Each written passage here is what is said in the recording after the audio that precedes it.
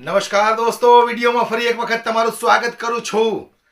જે રીતે આમ આદમી પાર્ટીના નેતા ઉમેશ મકવાણા ભાવનગરની અંદર ચૂંટણી લડવા જઈ રહ્યા છે, ત્યારે એ ચૂંટણીની અંદર એક જબરજસ્ત સભાનું આયોજન કરવામાં આવ્યું ભાવનગર ખાતે, અને એ સભાની અંદર ગોપાલ ઇટાલિયાએ જે ભાષણ કર્યું છે, તમે પણ જાણો છો કે ગોપાલ ઇટાલિયા ભાષણ કરે એટલે શરૂઆતની અંદર જ એવા શોટ મારે જબરજસ્ત કે ભારતીય જનતા પાર્ટીના સિંહાસનો ડોલી જાય।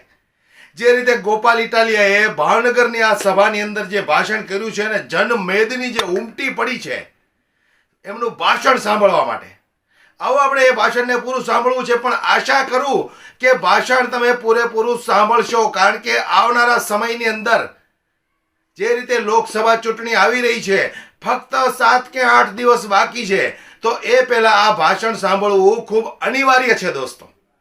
વધુમાં વધુ આ ભાષણને શેર પણ કરજો, લોકો સુધી પહોંચાડજો। 7 દિવસની અંદર આપણે લોકો જેટલા જાગૃત બને એટલા જાગૃત કરવાના છે। તો આવો આપણે સાંભળીએ જે રીતે ગોપાલ ઇટાલિયાએ ધારદાર ભાષણથી ભારતીય જનતા પાર્ટીની જે ધોલાઈ કરી છે।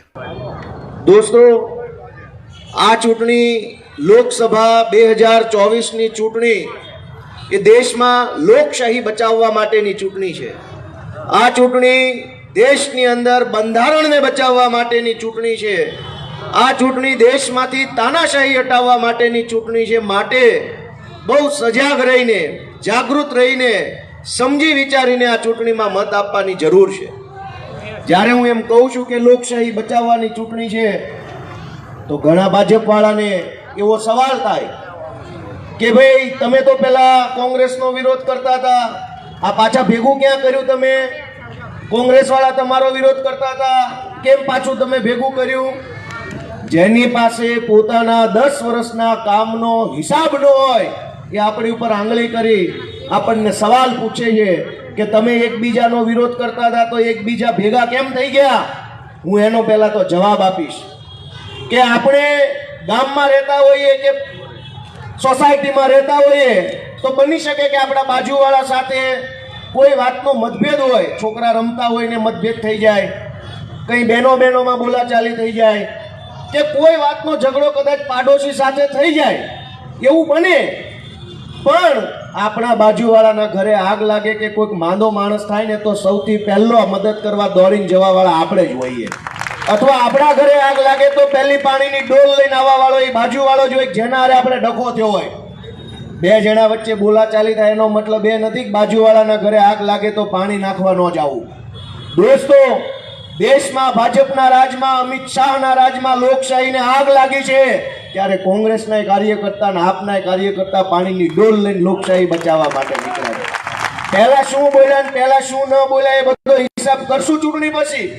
હાલ તો લોકશાહીને બચાવી લેવાની જરૂર છે, અને લોકશાહી બચાવવાની વાત આવે તો કોંગ્રેસ પક્ષનો કાર્યકર્તા અને આમ આદમી પાર્ટીનો કાર્યકર્તા કશું જ જોયા વગર, સ્વાર્થ જોયા વગર, કંઈ જોયા વગર સૌથી પહેલો ઊભો હશે કે અમે છીએ ત્યાં સુધી લોકશાહી હટાવવાની દઈએ। બંધારણ બચાવવાની વાત આવે તો બંને પાર્ટી સાથે હશે। દેશમાંથી ભાજપને લોકશાહીને બંધારણ ખતમ કરવા નહીં દઈએ, આ સંકલ્પ સાથે નામ પણ ઇન્ડિયા રાખ્યું છે, કેમ કે ભારત બચાવવાનું છે ભાજપવાળા લોકોથી દોસ્તો। પણ ભાજપવાળા બીજો જ સવાલ લાવ્યા કે તમને કેમ એમ લાગે છે કે લોકશાહી ખતરામાં છે? અમને તો નથી લાગતું।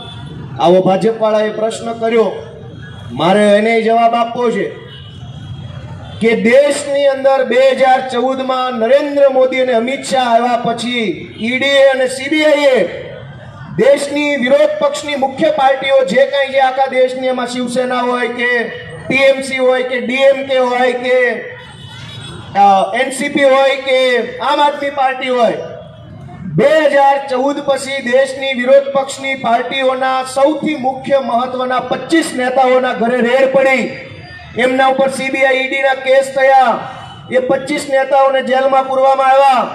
એ 25માંથી 23 નેતાઓ ભાજપમાં જોડાઈ ગયા અને એને વોશિંગ મશીનમાં નાખીને સાફ કરીને દેશપ્રેમી ભાજપે બનાવી દીધા, અને જે 2 જણા ભાજપમાં ન જોડાય એને જેલમાં પૂરી દેવામાં આવ્યા।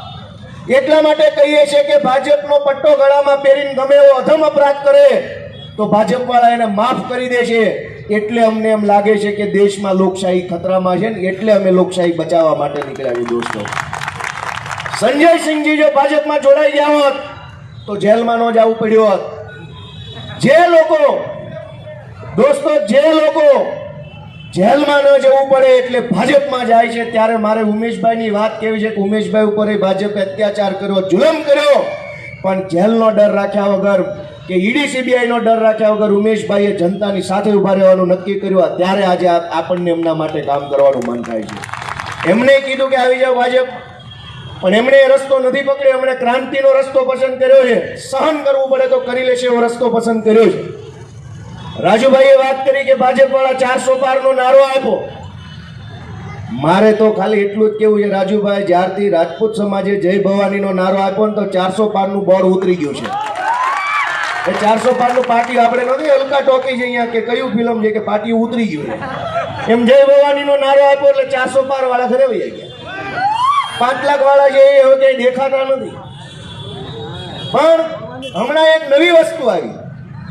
ભાજપ વાળા અને રૂપાલા બે એવું કહે છે કે ભાઈ આ મુદ્દો રૂપાલા પૂરતો છે, મોદી સાહેબ વિશે ક્યાંય ન બોલતા, આ મુદ્દો રૂપાલા પૂરતો છે, ભાજપને વિરોધ ન કરતા, ક્ષત્રિય સમાજનો વિરોધ માત્ર રૂપાલા પૂરતો છે, ભાજપને એમાં વચ્ચે ન લાવતા, આવી વાત કરે છે. એનો હું જવાબ આપું કે મહાભારત વખતે ધૃતરાષ્ટ્રની સભાની અંદર બેન દીકરીઓ સતી માતાનું ચીર ખેંચ્યું હતું ખાલી દુશાસને, પણ એ સભામાં જેટલા આંખોને મોઢા બંધ કરીને બેઠા હતા ને એને સજા મળી હતી.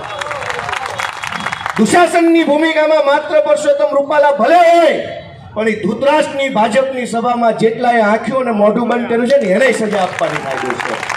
એવું કેવી રીતે કહી શકાય કે ખાલી રૂપાલા પૂરતું છે? ધૃતરાષ્ટ્ર બનીને નરેન્દ્ર મોદીને અમિત શાહ જોઈ રહ્યા છે તમાશો. સજા તો એમને મળશે. મહાભારતમાં સજા મળી હતી, અહીંયા સજા મળશે. બચી જવાનો કોઈ રસ્તો નથી. અને હરખા ઠેકાણે આવ્યા છે. મજા એ વસ્તુની કે ભાજપ વાળા વ્યવસ્થિત જગ્યાએ આવી ગયા એટલે આવ્યા. હું આનું નક્કી નહીં ભાઈ. ખિસ્સા કાતરું આવ્યા છે ભાજપમાંથી મોકલેલા. જરાક પાકીટનું ધ્યાન રાખજો. ભાજપ વાળા આપણી સભામાં ખિસ્સા કાતરું મોકલે, પછી છાપામાં આવે કે આમ આદમી પાર્ટીની સભામાં 5 ખિસ્સા કપાઈ ગયા. તપાસ કરીએ ખબર પડે ભાજપ વાળા લઈ ગયા. આ આપણું ખરાબ બતાવવા ખિસ્સા કાપવા તૈયાર થઈ જાય. હજુ ખિસ્સા કાપે ધરાતા નથી. પણ દોસ્તો ભાજપ વાળા 400 પાર લાવવું એમ કહે છે. ભાજપના ઉમેદવાર આપણને જોઈએ તો ખબર પડે કેટલા મજબૂત ને સક્ષમ કહેવાય. અમરેલીના ઉમેદવાર જોવો તોય ખબર પડી જાય, સુરેન્દ્રનગરના જોવો તોય ખબર પડે, સુરતમાં જેને બિનહરીફ ચૂંટાવ્યા એને જોવો તો ખબર પડે. ટાણીને પોતાનું નામ ન બોલી શકે. એટલે મારે એમ વિનંતી કરવી છે કે કદાચ ગુજરાતમાં તો આપણે હરખું કરશું બધા ભેગા મળીને, પણ બીજા રાજ્યોમાંથી મળીને કદાચ 400 એના ચૂંટાઈ જાય ને તો 400 મરદા ભલે ચૂંટાય, પણ એક મરદ આપણે ભાવનગરથી ચૂંટીને ભેગા મોકલવાના. 400 મરદા એના આવે તો આવે કદાચ, પણ મરદા ભેગો મરદ હોય ને તો બધું કામ ઘીના કામમાં ઘી પડી જાય. દોસ્તો આ ભાજપ વાળાઓ ગુજરાતને, ભારતને, દેશને દર ચૂંટણીએ છેતરી જાય છે. ભ્રમ ફેલાવે, અફવા ફેલાવે. વોટ્સએપની અંદર હિન્દુ, મુસલમાન, પાકિસ્તાન આવી બધી વાતો આવવા લાગે. તેલનો ડબ્બો ગાયબ, પેટ્રોલના ભાવ ગાયબ, મોંઘવારી ગાયબ, કોન્ટ્રાક્ટ આધારિત ભરતી ગાયબ, રોજગારની વાત ગાયબ. ચૂંટણી આવે એટલે પાકિસ્તાન વાળા બિસ્તરા બોટલા લઈને અહીંયા આવી જાય. પાકિસ્તાન થવા લાગે દેશ આખાની અંદર. મારે તમને ધ્યાન દોરવું છે કે આપણે બધાય પાર્લેનું બિસ્કિટ ખાતા હશું તો વર્ષો પહેલા જ્યારે પાર્લે લેતા તો 5 રૂપિયાનું પાર્લે આવતું ને એક વેચ લાંબુ પડીકું આવતું. વાત સાચી છે? આજે પડીકું 5 રૂપિયાનું આવે છે પણ 4 આંગળ લાંબુ આવે છે. પાર્લેનું પડીકું 5 રૂપિયાનું પણ વચ્ચેથી 10 બિસ્કિટ અમિત શાહ મોદી ખાઈ ગયા છે. તમને ખબર ન પડે. એ વસ્તુની ખબર કોઈને ન પડે એટલે પાકિસ્તાન કરે છે. જો આપણે એને પૂછીએ કે 5 રૂપિયાના પાર્લેમાં 10 બિસ્કિટ કયો ભાજપ વાળો ખાઈ ગયો તો એની પાસે જવાબ નથી. એટલે આ જવાબ ન આપવો પડે એટલે આપણું ધ્યાન ભટકાવવા માટે ચૂંટણીમાં પાકિસ્તાન ને કેરળમાં આમ થઈ ગયું, પશ્ચિમ બંગાળમાં આમ થઈ ગયું, કાશ્મીરની અંદર આમ થઈ ગયું, તેમ થઈ ગયું કરે. આપણા અલંગની અંદર ધંધા ભાંગી ગયા એની વાત કઈ ભાજપ વાળો નહીં કરે. ભાવનગરમાં ઉભા રહીને અલંગની વાત કરવાની હોય, ભાવનગરમાં ઉભા રહીને મહુવાના ડુંગળી પકાવતા ખેડૂતની વાત કરવાની હોય, ભાવનગરમાં ઉભા રહીને કપાસ પકાવતા ખેડૂતની વાત કરવાની હોય, અહીંયા કેરળની વાત ન કરવાની હોય. દોસ્તો આપણે બધાએ અહીંથી જે વાત જાણીએ, જે વાત સમજીએ, જે વાત આપણને વ્યાજબી લાગે એ વાત ખાલી આપણા પૂરતી નથી રાખવાની. આ વાત એક એક વ્યક્તિ સુધી પહોંચાડવાની છે દોસ્તો. એક એક માણસ સુધી, એક એક ઘર સુધી, એક એક વ્યક્તિ સુધી પહોંચાડવાની છે કે દેશની અંદર લોકશાહી બચાવવાની જરૂર ઊભી થઈ છે. લોકશાહી વધશે, સંવિધાન હશે તો 2024 પછી ચૂંટણીઓ આવશે, બાકી નહીતર સુરત જેવું કરવાનું નક્કી કર્યું છે ભાજપવાળાએ. કેમ કે ભાજપવાળાનો અહંકાર તો આપણે આ રાજપૂત સમાજની લડાઈમાં જોયો કે કેટલો ભાજપવાળાને અભિમાન છે. હવા છે, આપણી દેશી ભાષામાં હવા ભરાઈ ગઈ છે. આ વખતે પંચર નહીં થાય, ટાયર જ ફાટી જવાના. પણ ભાજપને એટલું અભિમાન છે કે એક માણસ માટે આખા સમાજની આરે બથે ભરાણા છે. દોસ્તો એટલું બધું અભિમાન છે ભાજપવાળાને કે આપણને હાથ અડાડે તો એનો હાથ મેલો થઈ જાય ને આપણી બાજુમાં બે તો એનો જભો મેલો થઈ જાય. એટલા હવામાં ફરે છે. પણ બાબા સાહેબ આંબેડકરે બનાવેલું બંધારણ છે એટલે ચૂંટણી આવે ત્યારે ન ગમતું હોય તોય પરાણે પરાણે જીતુભાઈ હોય કે ભાજપના ગમે એ નેતાએ હાથ જોડવા આવવું પડે છે ને એને જરા કાહટી પડે, એને તકલીફ પડે છે કે આ દર 5 વર્ષે ક્યાં હાથ જોડવાનું. એટલે એ લોકો એમ ઈચ્છે છે કે હાથ જોડવાનું કાયમ માટે કાઢી નાખવું છે. એટલે આપણો મત આપવાનો અધિકાર છીનવી લેવા માંગે છે બંધારણ બદલીને. એમને હાથ જોડવામાં તકલીફ પડે છે. 5 વર્ષે એક વખત પરાણે પરાણે આવવું પડે, એમાં એને પગ ભારે થાય છે. એમને નથી ગમતું ભાજપવાળાને પબ્લિકને હાથ જોડવા. એટલે આપણો મત આપવાનો અધિકાર છીનવી લેવા માંગે છે. અને અધિકાર છીનવવા માટે આપણા જ મતથી 400 સીટો લેવા માંગે છે. દોસ્તો એક એક ઘર સુધી વાત પહોંચાડો, એક એક વ્યક્તિ સુધી વાત પહોંચાડો કે ઘણી બધી નાની મોટી સમસ્યા, તકલીફો, મતાંતરો હશે, પણ આંગળી ઉપર બાબા સાહેબે આપેલો મત આપવાનો અધિકાર હશે તો કોઈની ઓકાત નથી કે આપણને નુકસાન પહોંચાડી શકે. પણ જો ભાજપવાળા આપણો અધિકાર છીનવી લેશે તો આંગળી ક્યારે આપણે ઊંચી નહીં કરી શકીએ. આંગળી પછી મોઢા ઉપર મૂકવામાં કામમાં આવશે. આંગળી ઉઠાવી હોય તો આ આંગળીથી ઝાડુનું બટન દબાવો, આ આંગળીથી ઇન્ડિયા ગઠબંધનને જીતાડો.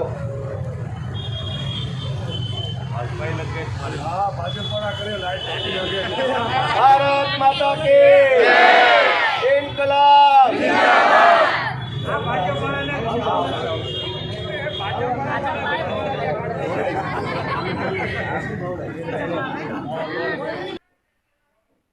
તો વધુમાં વધુ આ વિડીયોને શેર કરતા રહો, દરેક લોકો સુધી પહોંચાડો, જેથી કરીને વધુમાં વધુ લોકો જાગૃત બને. કારણ કે આવનારા સમયમાં જો 400+ સીટ આવી તો કેવી કેવી મુશ્કેલીઓ પડવાની છે. જો સંવિધાન નહીં રહ્યું તો જનતા માટે કેવી તકલીફો ઊભી કરશે આ ભારતીય જનતા પાર્ટી, એનો અંદાજો કોઈને નથી. માટે જાગૃત બનો, સારી સરકારને પસંદ કરો. સારા એવા ઉમેદવાર મળ્યા છે, ઉમેશ મકવાણા, એમને તમે જંગી બહુમતીથી વોટ આપીને ચૂંટણીમાં જીતાવો દોસ્તો.